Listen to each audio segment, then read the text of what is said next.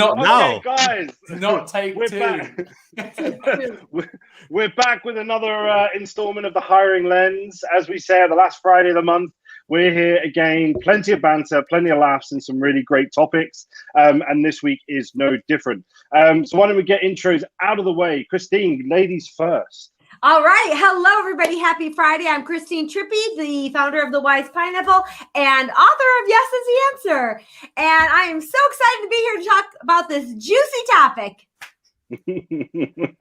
I guess There I'll you go go, next. Aidan. Oh, well, yeah, go on. Sorry, Jeremy. Sorry. Good luck, I beat you to the punch. Hey. Hey, I love my backdrop. I am in Orlando right now on a family vacation. So we have a whole house full of many, many children. So if you hear noises in the background, I'm sorry. But I'm Jeremy Nichols with Gecko Hospitality. I do hospitality recruiting in the state of Florida. And yeah, I'm so happy to be here with this panel. We do this every single final Friday, and it is so great to be with you guys. I skipped the vacation hour and ran upstairs to be with you. It's going to be a good 45 minutes, and we appreciate that, Jeremy. We appreciate that. Massively. Hello, everyone. Again, my name is Aidan Murray. I'm the Managing Director of Ayla Recruitment. We're a specialist finance recruitment company here in the UK. Love these every single month. Really enjoy catching up with these three. I have a different backdrop too. I'm not in my office today. I'm in my kitchen because for the first time in his little 7-month life, I'm having a puppy sit whilst my other half gallivants off on a hen do up north. So I'm currently looking after this little munchkin who is joining us today. So I'm here just in case he starts eating everything and I have to disappear and tell him off. So Aidan, if I run away, that is why. Aidan, what does a hen do for us Americans? Yes. It's a bachelorette party. I've been wisely informed by the Wise Pineapple. There you go. Oh, and for you guys that are listening, please pop in the comment section. Tell us where you're listening from. Yep. As always, we love Q&A. So if you have something you want to bring up within recruiting, hiring, onboarding, retention, whatever, put it in the comment section. We'll bring it up to the stage and we will chat you about it. Yes, we will. Yeah. Thomas, who are you? Who am I? Good question, Aidan. I'm the guy that sort of fills in gaps. So, hello, guys. My name's Thomas Finn. I'm the Managing Director of Edwards and Finn, which is a specialist revenue management and commercial analytics recruitment firm. Also the host of ENF TV. So why don't we get this kicked off, shall we? While people are obviously telling us where they're based and all the rest of it, why don't we get the conversation going and the points up? I love it. Love seeing all the responses. Thanks, everybody. Jeremy, do you want me to tee it off with our FANG? I will. I will bring that up for you because the other guys, everybody's that's watching has no idea, including myself, what this is. So, well, today, before you pop it up, Jeremy, today what we're talking about is benefits that will help you retain your awesome associates and all those awesome, juicy ideas for different benefits that you can offer. Now, the FANG group, and now you can put that up in case you haven't heard of this. FANG is Facebook, Amazon, Apple, Netflix, and Google. Those are the people and the massive companies that have really set the bar way high with incredible benefits, like having laundry at work, being able to bring your pet to work, having a tap at work, a beer tap at work, ping pong tables. They really went out of the box to create these crazy associate benefits. So, those are the high standards. We want to hear from you. The conversation today is about what are those great ideas to give benefits and to offer to help retain your people and attract your people.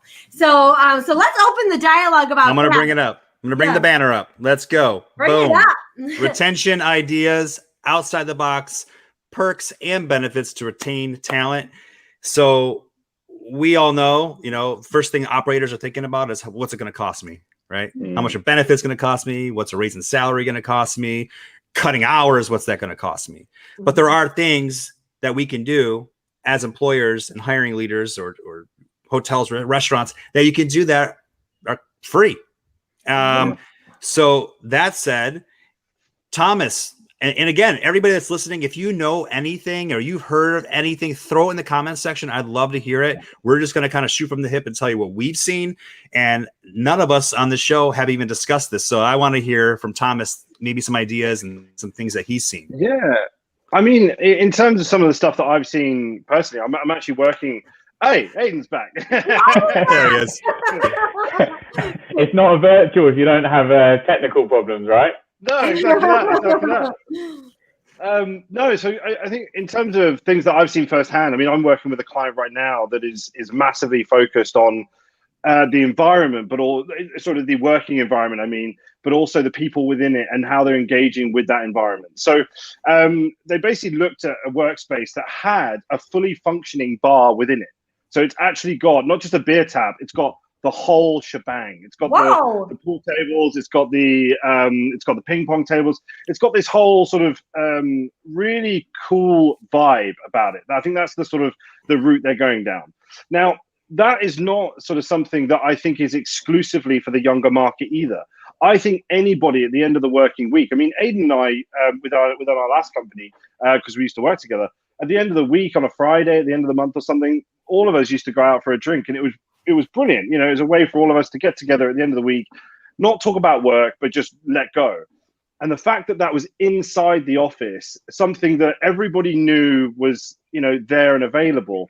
But what they found was that there wasn't actually a lot of people using it. There was sort of, it was like there, but it was like, well, it's there, it's cool, but nobody really uses it.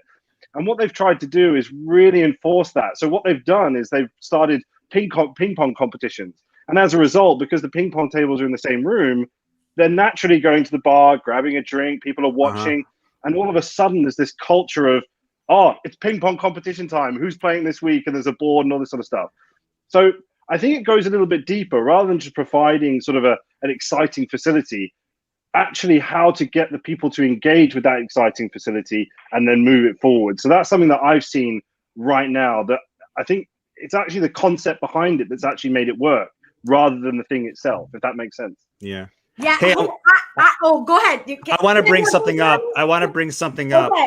Dave posted. Yes. And he said, be careful not to treat new hires better than your current team. Hiring bonus, welcome gifts, preferred. Yeah. Dave, that's a great point. And this conversation is about retention. So this is about your current team and ways to attract new members. So it's pretty much a marriage for them both. So, and you're right. You shouldn't be just giving out, sign-on bonuses to new hires and not giving those referrals. So, but good point. Yes. And I wanted to tap onto both Danny and Dave, first of all, Dave, absolutely. Oftentimes we hear about how wonderful the company is on day one during those onboarding, and then all of a sudden you never hear about it again. And if you see that again, that's not going to lead to retention and keeping those and attraction. So again, you have to live it every day. So that might be our next show about how we live it every day. Now, Danny, I love what you said, because one of the things I wanted to bring up is do you gentlemen know about, been introduced to Daniel Pink? Have you read his books or know who he is? No. Pink is an awesome thought leader in this industry. And one of his things in his book is about autonomy, mastery, and purpose. And really, this is what drives and incentivizes people. And I love to see benefits that let me choose autonomy, that help me become better, mastery, and help me fuel my passion. So one thing I want to share with you is I'm working with two companies that are small companies. They're not the FANG, so they can't offer those big, rich things. They offer, let me give you one example. With McNeil Hotels, they offer their associates a DTO and a VTO day every year. Diversity time off and volunteer time off. So you can go and volunteer for anything that you are passionate about and get paid for it. You can take a day off, and for diversity, if you want to march in a pride parade, you can go march in a pride parade and get paid for it. That is an easy benefit to offer, and it allows all three: purpose, mastery, and autonomy. I love it. Yeah. I was in a meeting yesterday, and we talked for about 45 minutes about this. Really? And I did not write it down, so I can't take all credit for it. But some of them are my ideas, and some are some ideas that I heard from the president of Gecko. Robert Kurzak was speaking at Kelly Green's Country Club yesterday, and he had some cool ideas that he was throwing out there that are, pretty low cost. Like, for instance, hotels or clubs that have spas. Why not give employees of the month or specific team members to reward them a spa day? You have a spa on property, right? Talk about car detailing. But do it in a very in a celebrating way. Have their vehicle in the front in an employee parking lot, have it detailed, have a sign that said Jaden's Employee of the Month car detailing. Now, it might be a little embarrassing at first, but if you keep on seeing Jaden getting his car detailed, come on, like, who doesn't want to have their car detailed? It's like the little things like that. Something about, like, even something simple like on the menu for a month, special, name it after somebody that works at the hotel or restaurant or property, right? Yeah. And call it, Cool. Chris's grandma's meatballs, or you get the idea. Like, and you put down the server's name and it's from his family. But these are little things that get buy-in and excitement and passion that just switch up the mundane. But those are my 3 quick things off the top.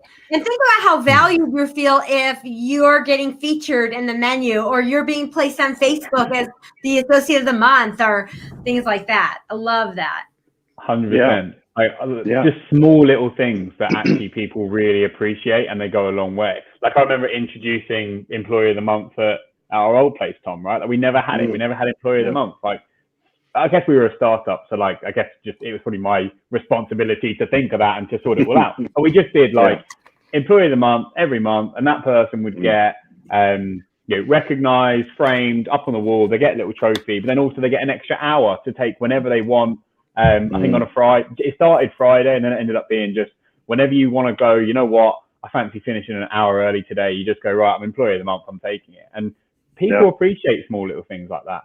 And one of the things you said there, Christine, around, like, being able to just take certain days, I can't remember who it was, but do you remember there was this thing, or you might not remember, but I remember a company or a group of companies introducing a duvet day, where they were saying, right, actually, lots of people will have sick days throughout the year for times when they're probably not sick, but they're just not up for work. And that happens, and we need to accept that. But actually, if you introduce something called a duvet day, it's...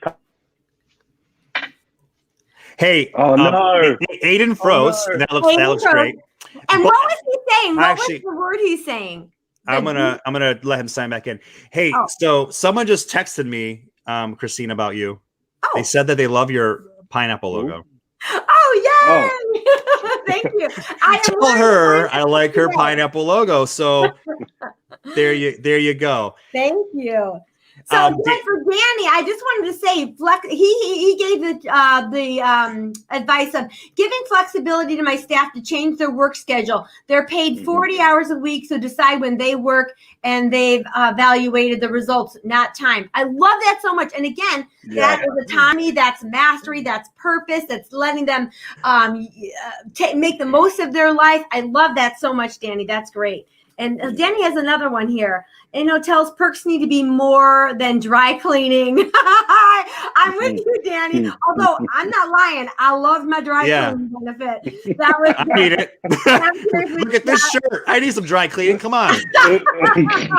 It's all about balance in the hotel world. And you know what? I'm going to throw this in because Danny's really on this, and I agree.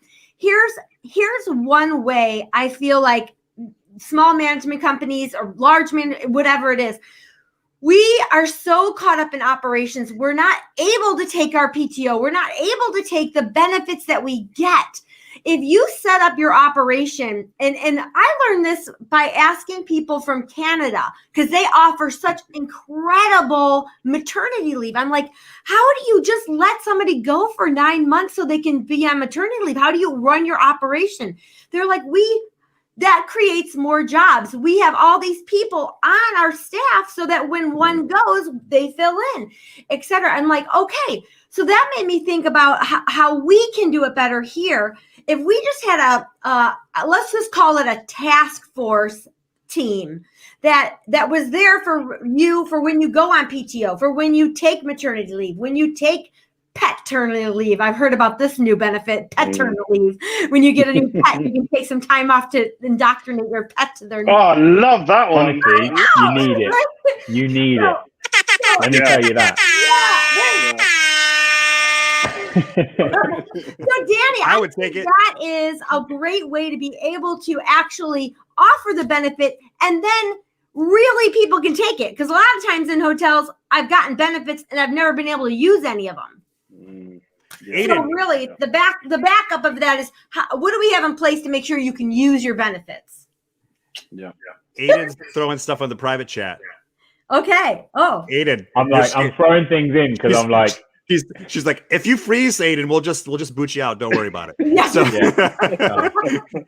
you brought up a couple things. You want to pop them up? Yeah, I'm conscious I might drop, right? So I'm going to try and be real quick. But you mentioned about time off, paternity, maternity, pet leave. Sabbaticals are a huge thing, right? That actually, if you were to, after 5 years, allow someone to have 6 months off or go and work somewhere else or have partnership agreements with different companies where you can interchange, actually in 6 months' time or a year's time, depending on the length of the sabbatical, you can come back and be re-energized and recharged. And actually, that's going to cost you less in losing that employee for 6 months to a year and then getting the knowledge back than what it would to have to rehire every time, right?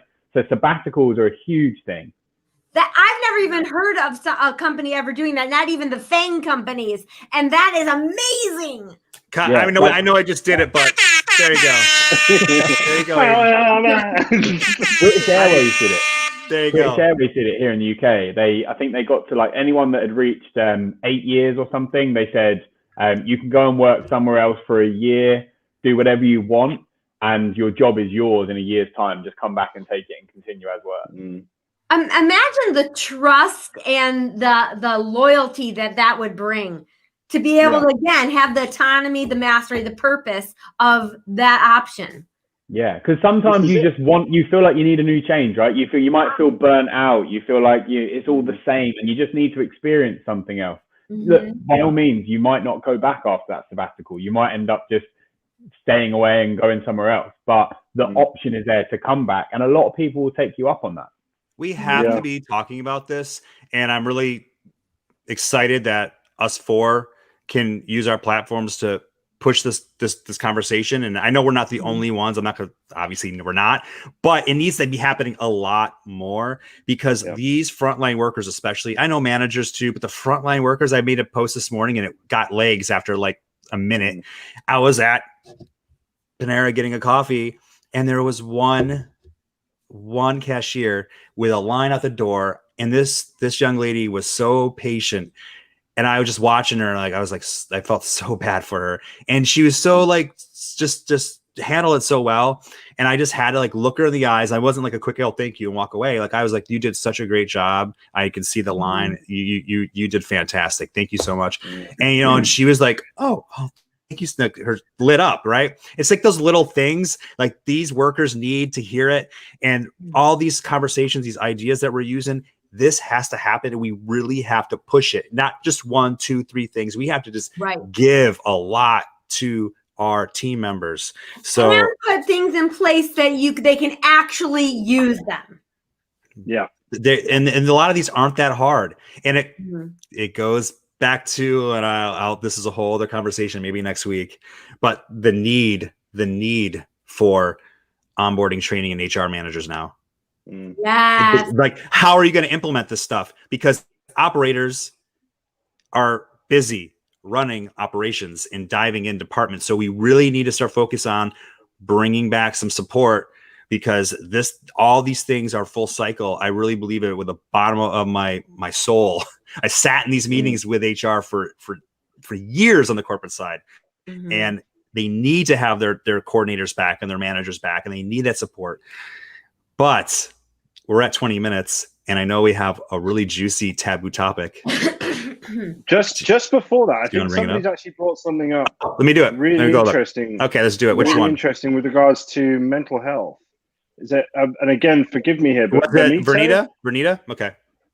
Yeah. So this is actually a really important one, and the reason I say this is because this is actually before Christine joined us. But for our clubhouses, as I'm sure you guys are aware now, David O'Connor, he found his job. He got his job. Yeah, and he's so now happy for him, man. Yeah, Awesome, David. and job, David. He actually has been massively outspoken with the Institute of Hospitality over here in the UK, talking about mental health. And if you guys had an opportunity, you might not have, but he actually appeared on my channel talking about his experience and what he's gone through, not just within finding a new job. David, unfortunately, has gone through some really difficult stuff over the last 18 months. And he did touch on that. Now, I think this is massively important because something I actually commented on Jeremy's post today was, through what I'm doing at the moment, I'm talking to a lot of employees that are in the front office. They're dealing with customers every day. They're at the bar and all this sort of stuff. And you're hearing the honesty that now comes out of these people. If you ever went to a hotel before, at least in the UK, it would just be very stiff upper lip. It would be very professional. You wouldn't talk about it. Whereas now there is an unbelievable openness to say, do you know what? I've never met you before, but no, you're right. It hasn't been easy. And I have dealt with this, but we are back and we're doing our best. And it is difficult. And that to me is probably one of the biggest revolutions, I think, in our industry, because people are actually talking, which is something that everybody says. It's like a phrase, make sure you're talking to people, keep talking to people. You're not on your own. And you're actually hearing it now. So I thought that was such a good point in the comments. And I just thought that is something that we do need to shout out and celebrate. You practiced what you preached, Thomas. I mean, I remember that call. Aidan, it was on Clubhouse when David called. And it was sad, like what he was going through. Like I for loss of words, and you pretty much guided him.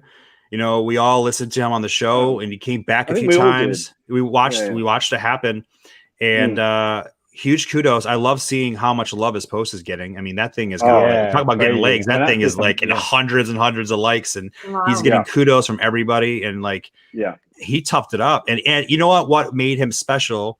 And anybody can do this, but it's hard to do. Is don't be afraid to be vulnerable.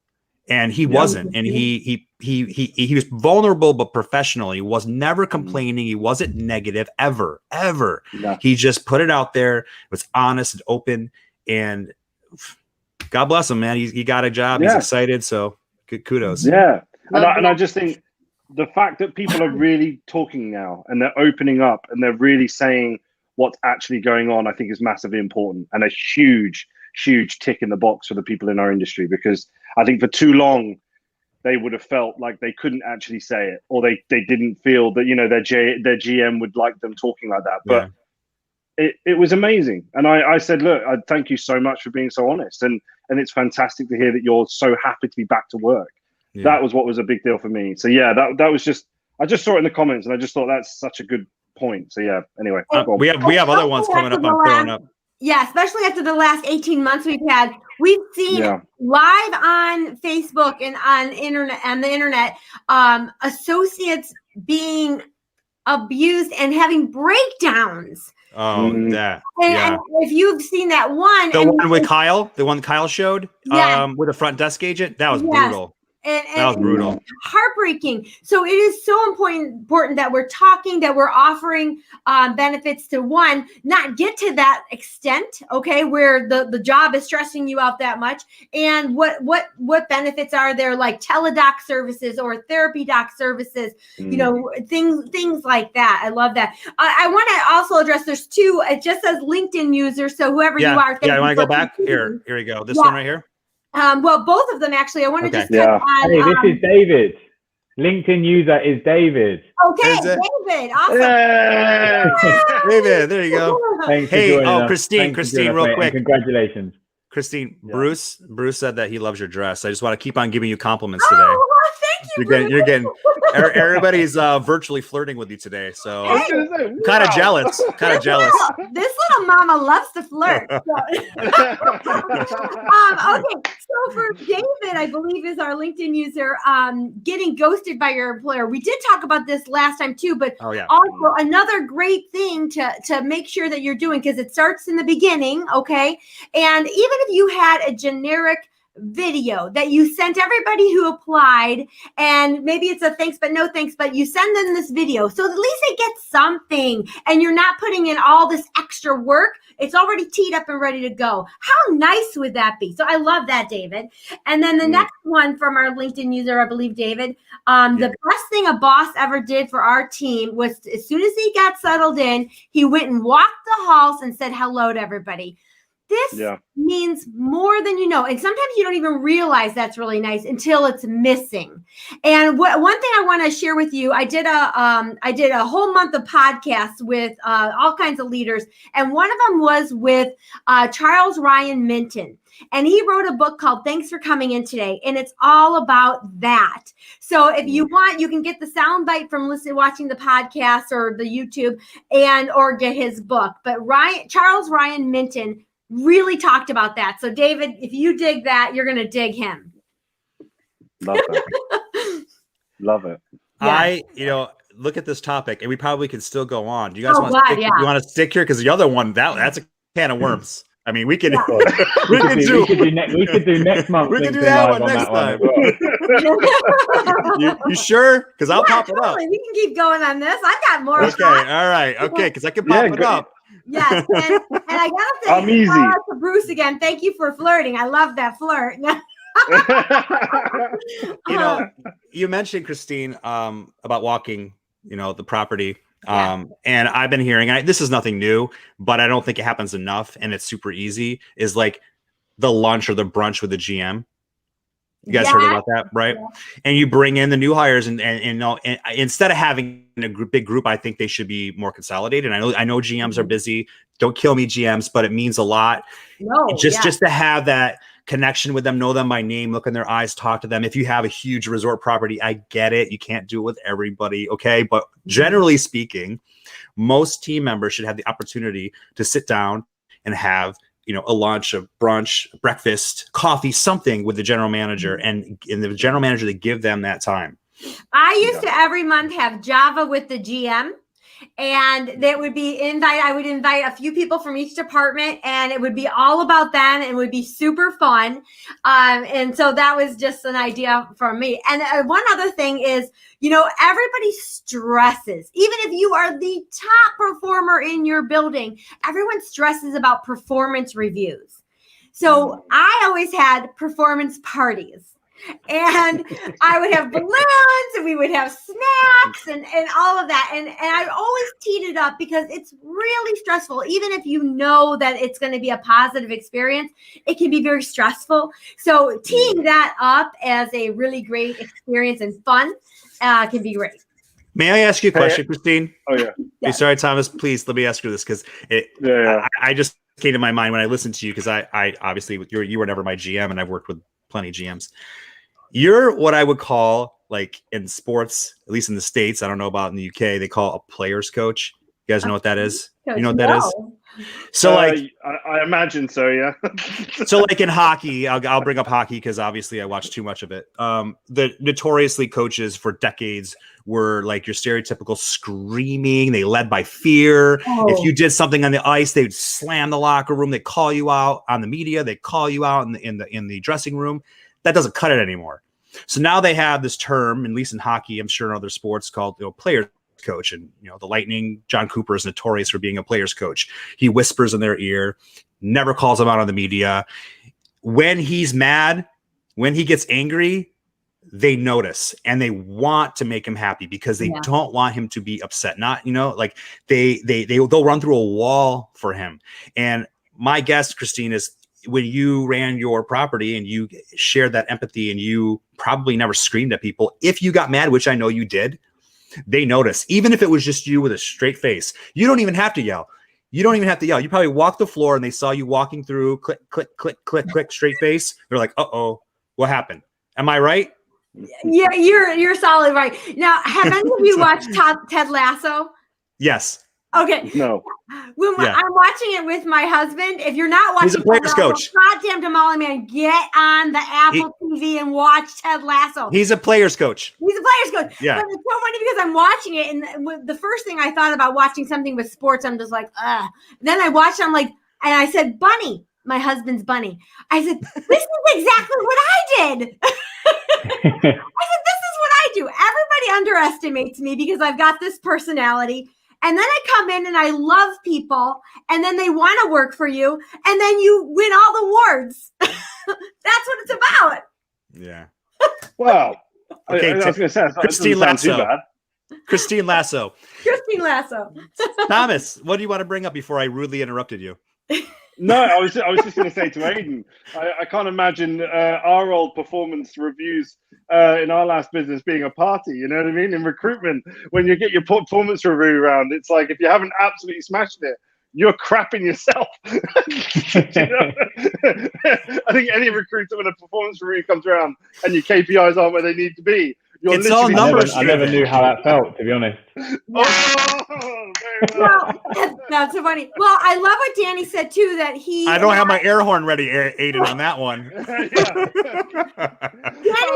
about, I love how Danny's been a part of the show today. I just love that. They pull it up. And David, that he talks about how he lets his associates review themselves, which is another great way to go about it. The other thing is, if you're not coaching every day, then reviews can be very shocking and surprising.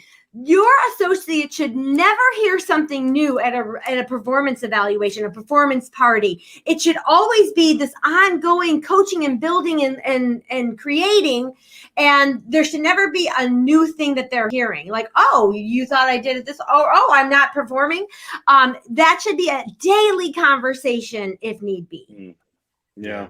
I was going to say from a retention perspective, if I sort of, approach this quite directly, one of the biggest things for anybody that I talk to anyway is, of course, continued professional development, your clear line of progression, where you're going to be in 3 months, where you're going to be in 6 months, where you're going to be in 12 months. And I think this is something I've noticed more recently because, of course, my involvement with a lot of the sort of junior end, getting people into their first jobs and so on. There's a big push on, if we're going to offer them the job, we need to be able to give them a clear progression plan where if they do this, they receive this. If they do this, then they get this. I think what we need to understand as well is with our current people within the business, that also needs to be continuing. It's not just about the first year. It's not just about your first 18 months or 2 years. Where does that keep going? What does that look like? Because I think one thing that I think employees get, and the reason that people like, Jeremy, Aidan, and I get that call is because things have become stagnant. There's no more engagement. There's no more where do I go? And why aren't I? And it doesn't always need to be salary. That's one thing that employers don't even understand is it doesn't actually need to be salary. It just needs to keep them engaged and keep them in, what do I do next? Can I get involved in new projects? Can I do this? Can I do that? And it shouldn't be the employee knocking on the manager's door saying, hi, what else can I do? It should be the manager saying, I know that Chris is obviously getting, he keeps performing at a certain level. Why don't I try and get creative with it and try and see what he can do for the business? It's good for me. It's good for the business. It's good for the employee. It's good for retention. So that was one thing I just wanted to bring up because I don't think we've touched on it. I love it. I was going to say to piggyback off of what Thomas was saying. A lot of the employees they not a lot of them, but everybody knows somebody that you worked with that was like that workhorse. And Sally, you could dump, everything on her. She'll handle it. Oh yeah, she's good. She's good. I asked her if she's good. She says, yes, she said she's fine.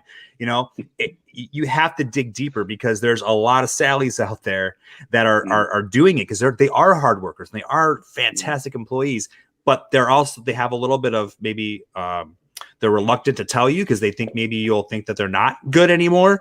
You have to take the time to talk to some employees. And if you can read their eyes, if you can read their poker face or whatever, you have to pull them aside and have that conversation and don't just assume they can handle everything. Mm-hmm. And I can't remember what the actual names or the whole 4 processes, but there is a whole mindset on where you are in your position. You start off and you're excited, you're on this learning curve, and then all of a sudden you come to this point of the learning curve that you could do this in your sleep.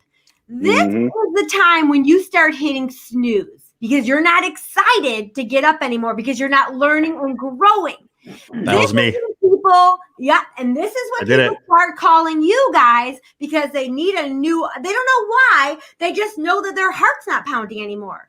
So as a leader, you need to be able to recognize when that happens. So, okay, how am I going to now delegate these duties to someone new? And we need to give this person a new chance to get on that learning curve again, to keep them excited in their role, keep them to stop from hitting that snooze button.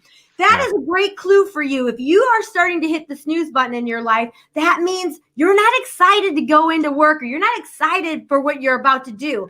So start looking for and you are the CEO of your career. So if you notice you're in that phase, you need to start saying, okay, what can I do to start learning again? What can I do to start getting uncomfortable again? Can I delegate these things and now start doing these things?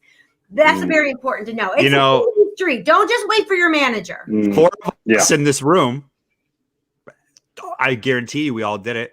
We're all on our own. We all work for ourselves. We all left. I did.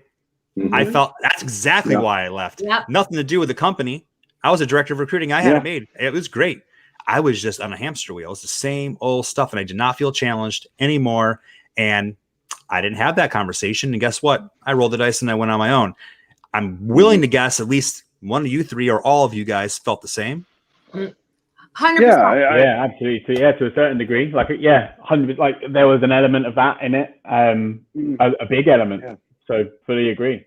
Yeah. And for example, as a general manager, as I started to in the beginning, I'm like, and I'm like this huge learning curve. And then as soon as that, all the day-to-day GMing stuff, then I started to get on committees. I was on the Jewel committee. I started to fuel my passion for Children's Memorial Hospital. And I became our region's committee person for that, champion for that. So you need to say, hey, I'm at that point where I'm starting to go, I'm getting a little bored.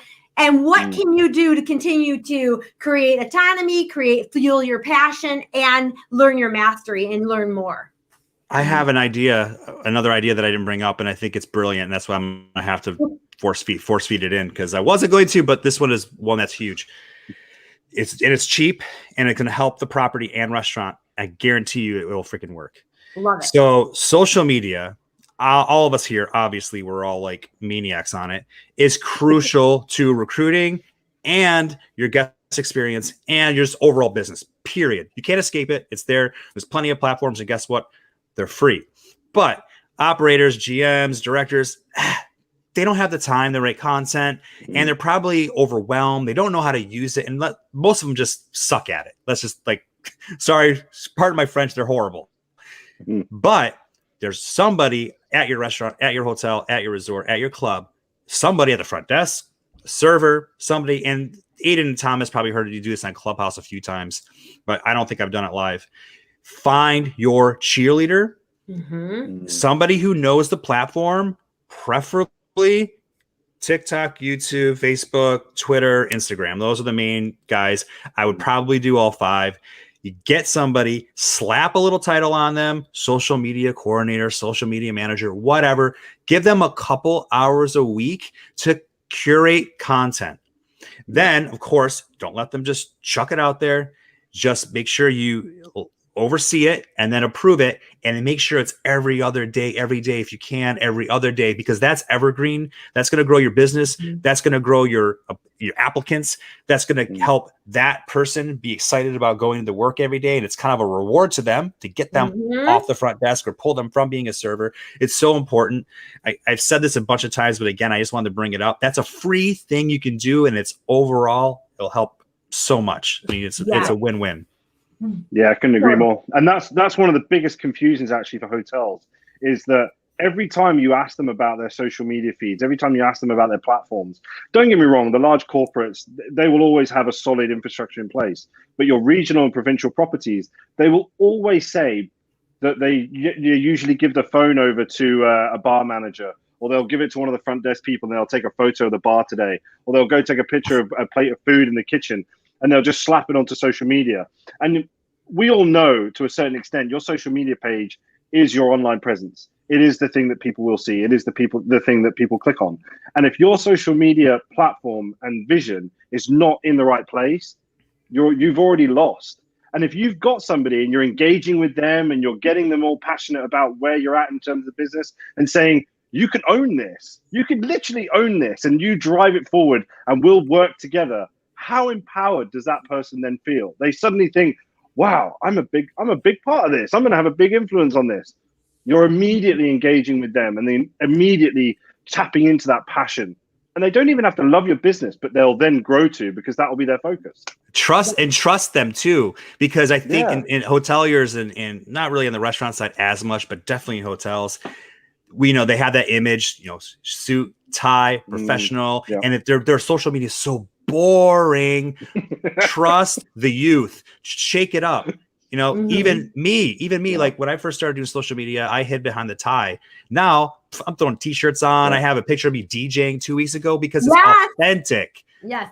People like to work with people they know, like, and trust. So the more you can put yourself out there and who you really are, and then the people who follow you are going to be the people who like and know and trust you. So that is great. I want to also give an idea, a tip to hoteliers out there that are to tie onto this.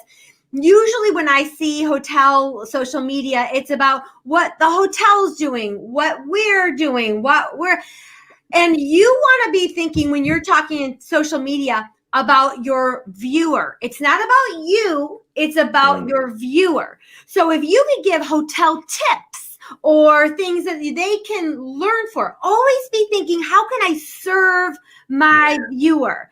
Then you're going to have a much better profile on social media and get a much bigger following, because people want to follow you because they don't care, honestly, about what you're doing. They care about what you can do for them.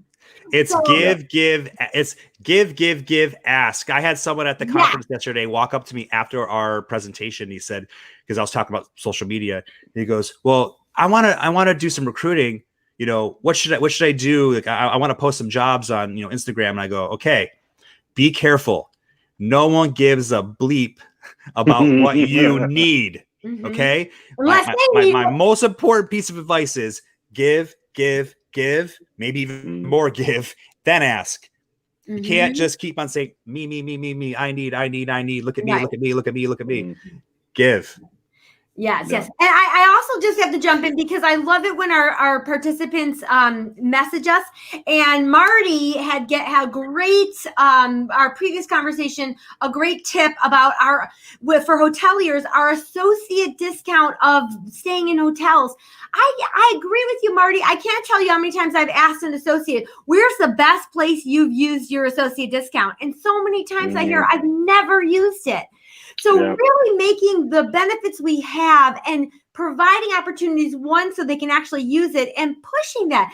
Hey, what this year? What 3 places are you going to use your associate discount at? You just gave me another one, Christine. Here, we're on a see. We can't even bring up the taboo topic because this is going on. Partnerships are free, are kind of free. So if you're a hotel and you have a local restaurant nearby, you tell that local restaurant, you get like a partnership. You say, hey, look, you tell your employee of the month that I will give them a room, a spa day at my property if you give my employee of the month free dinner.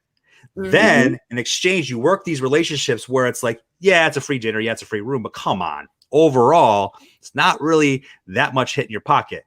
And then you can say to the employee, hey, you're employee of the month, or hey, you did a great job today. Here's a free dinner for you and your family across the street at Alfredo's Italian restaurant. And then them over there, they can have a room, right? In your city, you have to start to network with your, fellow restaurants and hotels, resorts, and country clubs too. Yes. And today's Gen Z and young Gen Ys and all Gen Ys, and quite honestly, all of us, I'm a Gen Xer and I am in this category. I don't know. What am I? Am I a Gen? You're probably an old millennial. No. I'm a young Gen Xer. I'll throw it out there. I have a gray beard. Do you know that 1978 that's own category? A young Gen Xer is actually called an Xennial.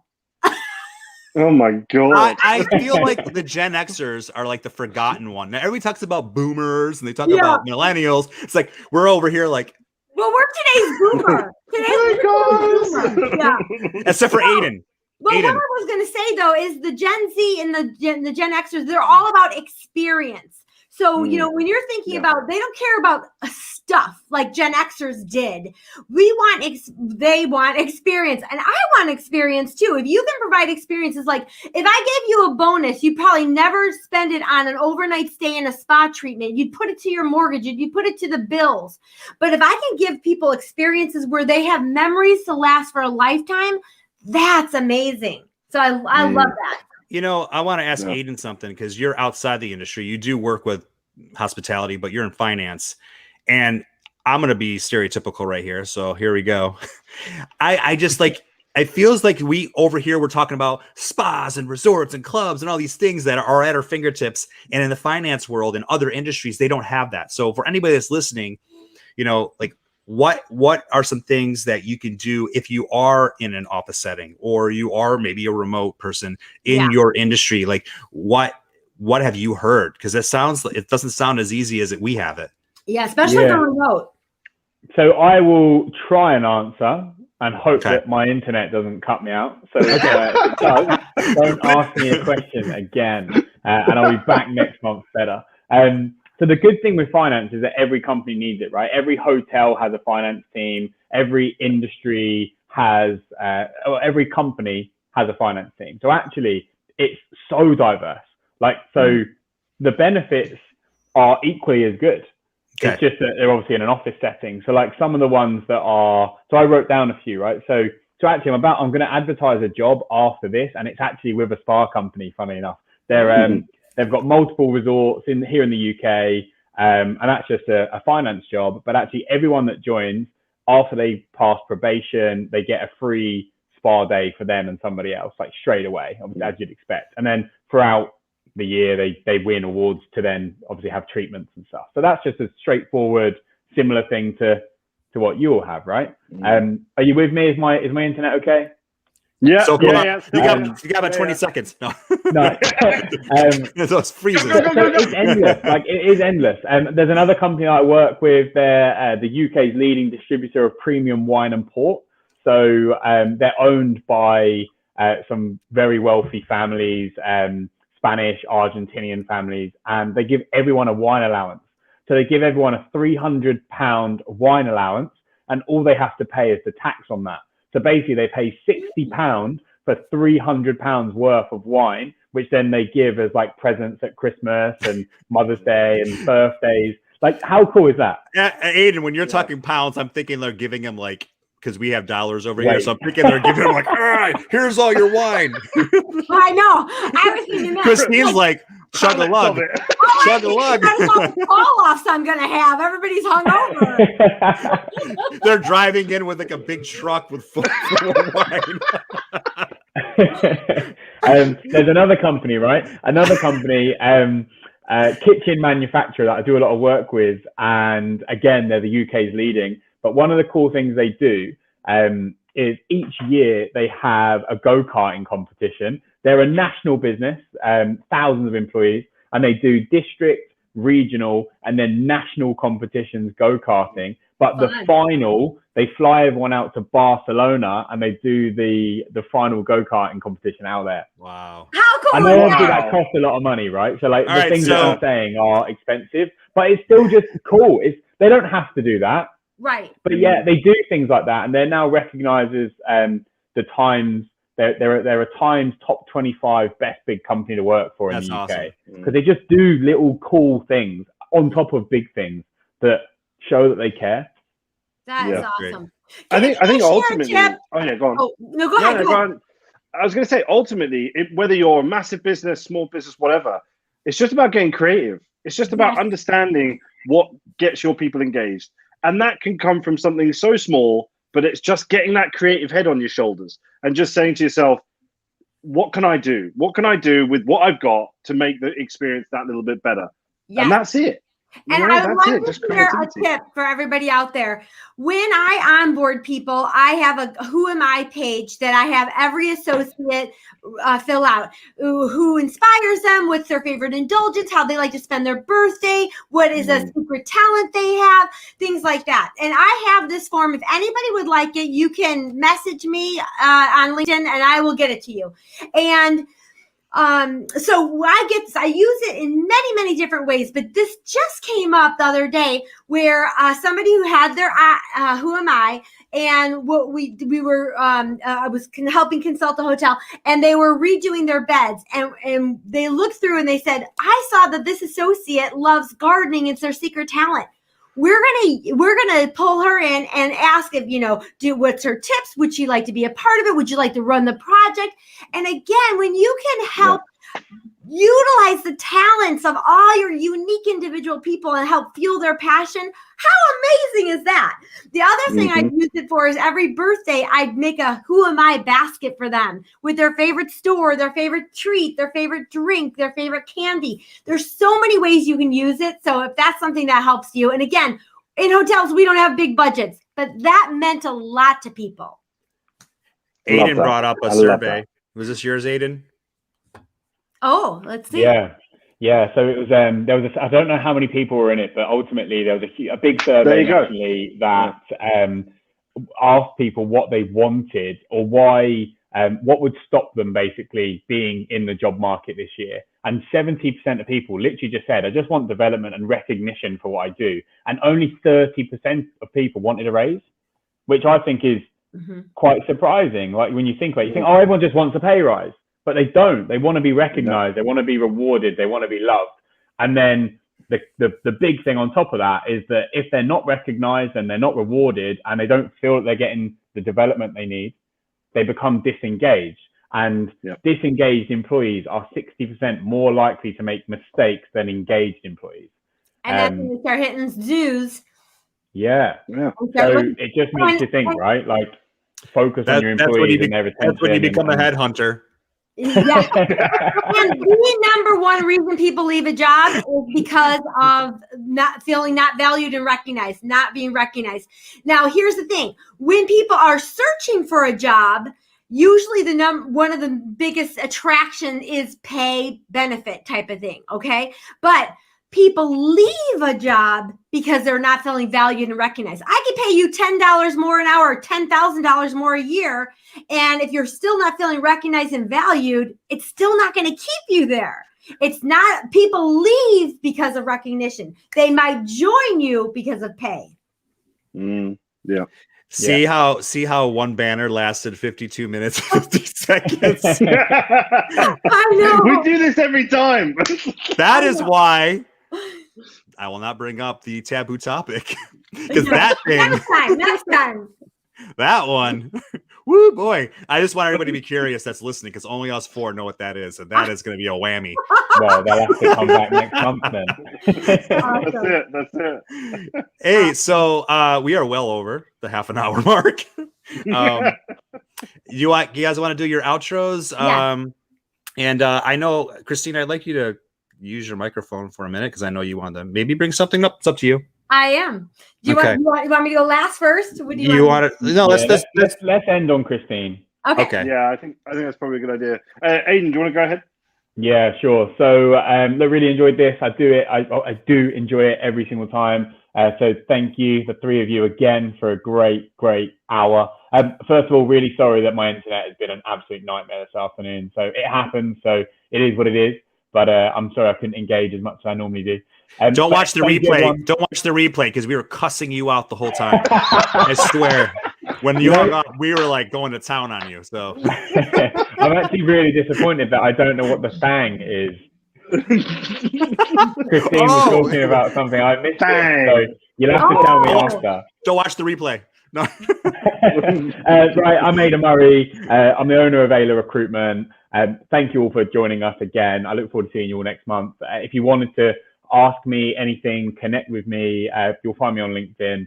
As I mentioned, and everyone else has, I have a finance recruitment business here in the UK. So I appreciate majority of our listeners are within hospitality, but finance, as in I recruit within hospitality and other industries too. So you can find me on LinkedIn or on Instagram, and my DMs are always open. Awesome. Jeremy, do you want to go or shall I? I'll go, ladies first. So, I'll go. But so, hey, I'm Jeremy Nichols, Gecko Hospitality. You can find me on LinkedIn. Of course, just search my name and look for this wonderful beard you see here. Also, you can find me on YouTube at my name. Really, really creative. It's very candidate driven. So if you're looking for work and your ideas, you can definitely hit me up there. Lately, it's been on the hiring manager end. It's been too long, Thomas. It's been like a month since I did a new video. I have one written, so very soon I'll post a new one. I was going to say, get it out, man. Get it out. Oh, man, I got to catch up. I just hired a new recruiter, so hopefully I can start to get back into the, I have added another recruiter, so there's still more, and added another one. And now hopefully I can get some time to actually record it. You can also find me on, Facebook, Twitter, Instagram. If there's any questions you have, you want to reach out to me, you can DM me on LinkedIn. You can email me, jeremy@geckohospitality.com. And yeah, that's me. Oh, hey, and also before we say that, it goes without saying, I love seeing you guys every single final Friday. And maybe we'll do another one, maybe two. It doesn't matter. We'll figure that out. But love doing it. Thank you, guys. Thank you. Definitely. So yeah, as I said at the start, Thomas Finn, Managing Director of Edwards & Finn, specialist recruitment firm within revenue management and commercial analytics. You can find me on LinkedIn, which is Thomas Finn, Edwards & Finn, so really easy. And also on Instagram, where we are incredibly active in terms of what we're doing throughout the week. So find me on there at Edwards & Finn as well. Finally, you can find me on YouTube, which is ENF TV. We have a number of different series running all at once, to be honest with you. We've got basically leader interviews where we discuss various different challenges with hospitality leaders within hotel management companies, big brands, tech companies, and so on. But we've also got a brand new series that I'd love for people to start tuning into, because it's something that I've actually become really passionate about. We're actually traveling around the UK right now, visiting hotels, talking to industry people that are celebrating our people getting back doing what they do best, our industry getting back on its feet. And that's what it's all about. And you can also have some really sort of a bit of a nose at some of the hotels that we go to. So yeah, please do check out the channel. Please subscribe. It will help us massively. But yeah, that's me, guys. Awesome. And again, just to mirror what Aidan and Jeremy have said, this is absolutely awesome, and I'm loving every second of it. So I think the dynamic is brilliant, and just getting the engagement from the audience. So yeah, just a third shout out to say I'm loving this platform. Yeah, I am as well. And it wouldn't be nearly as exciting if we didn't have that great engagement from the audience. So thanks for tuning in. And if you are watching it later on the replay, put in replay in the comments, just so we know that you're out there and enjoying the content too. So love that. Well, I am Christine Trippi. I'm the founder of The Wise Pineapple. My mission since I was 17 years old has been to change the world one yes at a time. And that's what I'm here for. I'm here to provide speaking engagements, training, consulting in your hospitality homes, and help energize your people. Now, for the last month, because I know how broken and so challenging it's been over the last 18 months for our leaders, and we've kind of gotten away from the hospitality piece. We've just been surviving. Well, it's time to thrive now. And for the past 30 days, I've put out a podcast, and it's like a daily huddle. You can find it on my website, which is thewisepineapple.com. You can look at it on YouTube or as a podcast and just listen. And there's 30 juicy episodes that will really inspire you, and also great content to bring to your own huddles and rejuvenate that hospitality in you. So that's something I've been doing recently. So check that out. But right now, what I'd like to use this platform for is something that we're really challenged with in our industry right now, and that is human trafficking. The human trafficking cases and epidemic is increasing every day. And with skip the desk, skip the housekeeping, all of these contactless things we're putting in place, it's making it harder and harder to detect and help people that are suffering and victims. So I want to just put this out to anyone listening. If you have ideas, if you're doing something unique at your hotel, I'm on a committee right now with the best group that they put out training for human trafficking. And we're working to just find out, how do we manage and pivot in this new contactless world? So if you have ideas, if you have thoughts, if you're doing something, please share that with us. And again, a new training for Marriott, Hilton is all coming out right now. So please tune in and make sure your associates are really hyper alert to that as well. So thank you for that time to give that platform. Thank you for sharing. Thank you. for Yeah, sharing. definitely. Thank you. Yeah. And with that said, next time I'll be back at my desk and not in some random bedroom in Orlando for my vacation. So And I'll be in my office with better internet. better internet, and you won't be freezing like that. So hey, thank you guys. We'll see you next time, probably at the end next Final Friday. I don't know what the date is, but Final Fridays here live on YouTube, Facebook, and LinkedIn. The biggest one. I don't know why I said that. All right, guys. See you later. Bye, everyone. Bye, guys. Bye.